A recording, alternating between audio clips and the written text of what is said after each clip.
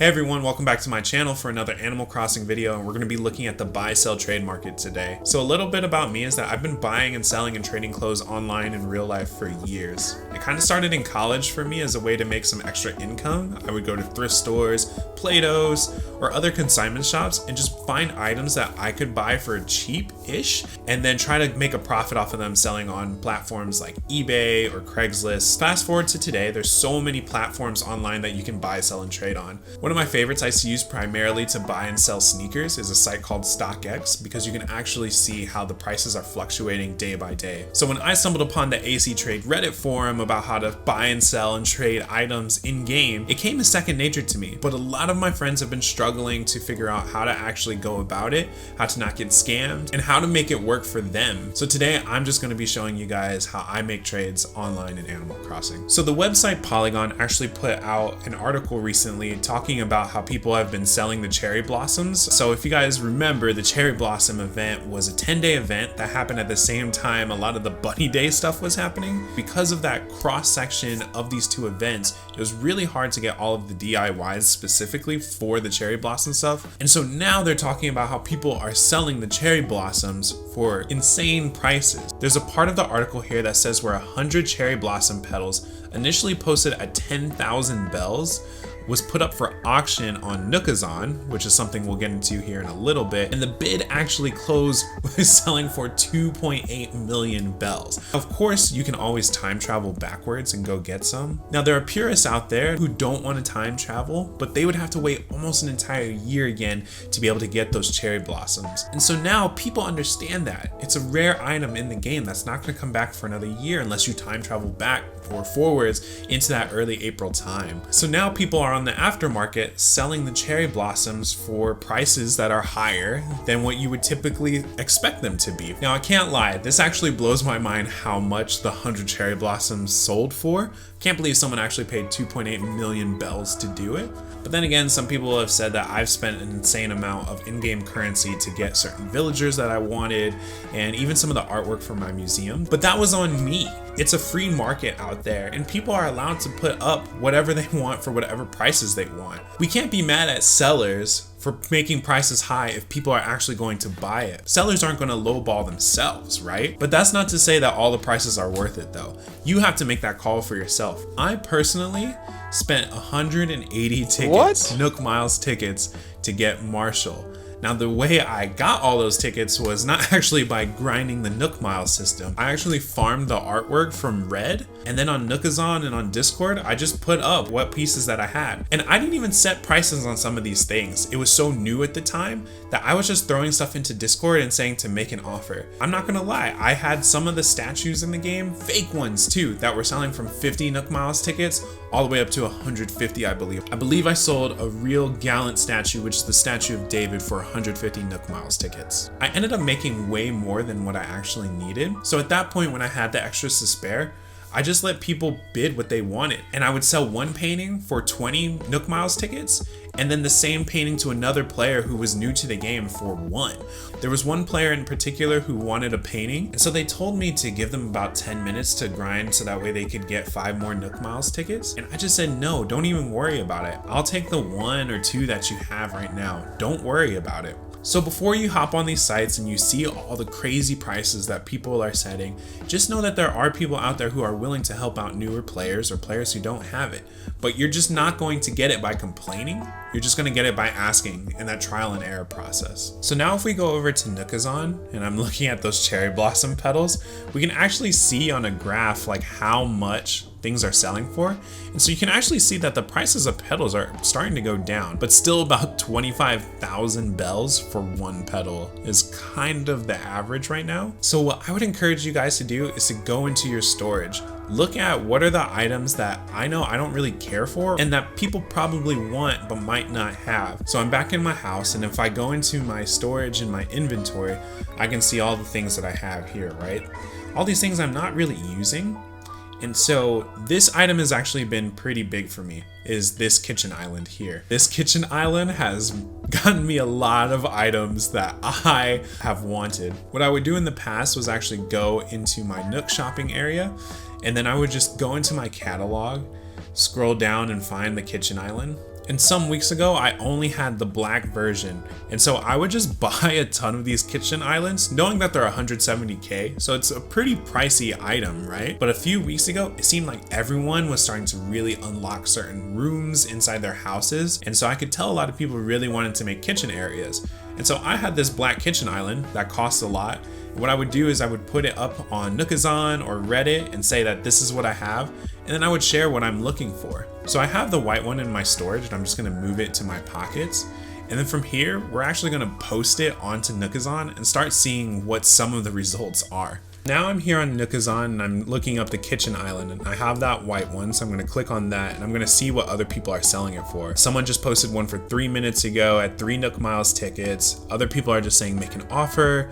They want bells, they want Nook Miles tickets. But here's the other thing, and the reason why I actually really love Nookazon is because it's actually a database that has every single item in the game. So you can make a wish list, like this person here, Emmy, is selling theirs, and they'd be willing to do a trade from their wish list. So I can go into their wish list and say, oh, I might have a cafe curtain wall.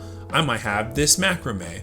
I might have this portable record player. And remember that that kitchen island is 170K bells. So it's a high ticket price item.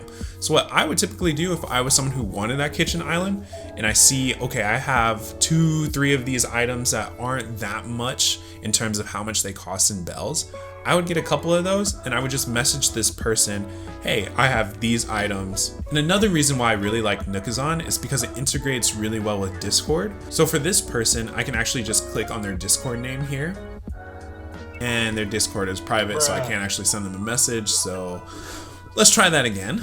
So now I'm on a different person who's saying that they also have a white kitchen island here. And if I were to go into their wish list, I can see, okay, they're looking for an electric guitar. I would say that would be pretty fair for a 1-for-1 trade. But let's say I had the double door refrigerator. They want, let's give them a stack of stones, or even one of these Gulliver items that I might have that I don't really care to use. It looks like they're wanting, and that's also a pretty rare item, right? So we're gonna try this again. I'm gonna click on his Discord name, and voila, it pulled up. So all we have to do is go over to message him, and then I can say, hey, I have Tower of Pisa. Will you trade for white kitchen island? So now if I'm that seller, I'm thinking, oh, I have this kitchen island that I don't care to use, and I could be getting a Tower of Pisa, which is a pretty rare item. But to actually set up a trade for myself, what I would do is I would go into this kitchen island area and I would add this listing. So I can set the amount that I have and then what I'm wanting for it. So I can make it ask for offers, and I can say, oh, I'm accepting bells, or I'm only accepting Nook Miles tickets, or I want wish list items, right? I can specify how many bells I actually want. How many Nook Miles tickets do I want? I can set it as an auction. I can also put it on my profile as something I'm looking for here. So what I typically do is that I set it up for an ask for offers price. I usually say I'm looking for Nook Miles tickets, but in the case that it's just kind of a regular item, I might just do bells. So I've added the listing to my profile. Now I can just go over to my profile and see like, hey, this is what I'm offering here. And so on my wish list too, I've just put a ton of stuff that I don't have that I'm looking for. So hopefully someone makes an offer for either some bells or for some items that I really want. Another site that I used before I stumbled upon Nookazon was actually just Reddit. And there's a sub called AC Trade where people put LF for looking for, or FT, which means for trade, and they list out just the things that they're looking for here. So I can see here, this person's looking for 1 large star frag, and they have 2 Taurus frags, or 5,000 bells each. So if I wanted some bells, I had an extra star frag laying around, I would just hop in here into their comments, and I would just say, I have, let's say I had 3 star frags. I could even specify that. I have 3 star frags. I'm looking for, let's say, 15K bells. Excuse the typos. So then what'll happen next is that you guys will just exchange dodo codes after you've agreed upon what your trade is. And then either they'll come to your island or you'll go to theirs. So it's actually pretty simple. And when they get to your island, all you're just gonna do is just drop the item for them. And then they'll drop whatever they're supposed to trade with you. Then you guys will swap and then they'll leave. Now, of course, if you go onto Reddit or if you go onto some sites, you might hear about scams for sure. And it's definitely something you want to avoid. So what I've seen a lot of people do, something I've done for myself even, is I take some fencing and I just fence out this area. Of course, this is really small. There's no way we could actually do something here. What I would probably do is push that terraformed waterfall that we made in another video back some, take out those flowers there, and make a little bit of a bigger area, especially if you're trading multiple items at a time. And then you guys would just drop it, and then they can't roam around your island, and then there's no real room for a scam. I used to give everyone the benefit of the doubt until the one day where I actually got scammed. Basically, the story goes is that someone, offered for me a painting, 2 Nook Miles tickets. I dropped the painting, they took it, and they started running around my island. I was messaging them to drop the tickets, and they finally did. And then when I picked it up, they left immediately. And then when I looked back, they only gave me 1, and I was like, wow, I was giving you already a deal on this painting. But I took my losses, learned my lessons, and started putting up fences around when I do trades. So here's actually an update. I listed that White Kitchen Island 27 minutes ago, it says. And if I head over to Discord right now, I just got someone who said, hey, I'm interested in the White Kitchen Island.